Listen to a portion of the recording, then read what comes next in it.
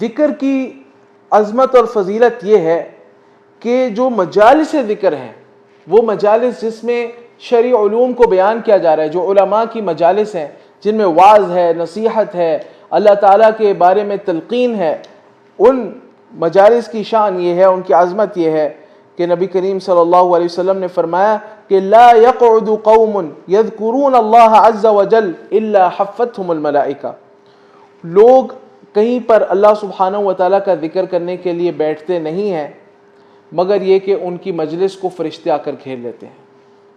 فرشتے مجالس ذکر کو، مجالس علم کو گھیر لیتے ہیں۔ اور پھر فرمایا وغشیتہم الرحمہ، اور رحمت ان کو ڈھانپ لیتی ہے، ونزلت علیہم السکینہ، اور ان پر سکینت نازل ہوتی ہے، سکون، اطمینان، اور وذکرہم اللہ فی من عندہ، اللہ تعالیٰ ان لوگوں کا ذکر کرتا ہے ان لوگوں کے پاس جو اللہ کے پاس ہیں، یعنی فرشتے، فرشتوں کی مجلس میں اللہ سبحانہ و تعالیٰ ان لوگوں کا ذکر کرتا ہے۔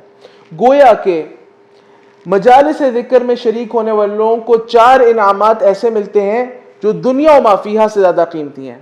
نمبر 1، فرشتے ان کی مجلس کو گھیر لیتے ہیں۔ نمبر 2، رحمت ان کو ڈھانپ لیتی ہے۔ نمبر 3، سکون ان پر اتارا جاتا ہے، سکینت ان پہ اتاری جاتی ہے، اطمینان ان کو حاصل ہوتا ہے۔ اور نمبر 4، اللہ تعالیٰ ان کا ذکر کرتا ہے فرشتوں کی مجلس میں۔ سبحان اللہ، یہ ہر فائدہ دنیا و ما فیہا سے زیادہ قیمتی ہے۔ اللہ تعالیٰ ہمیں مجالس ذکر میں شریک ہونے کی توفیق دے۔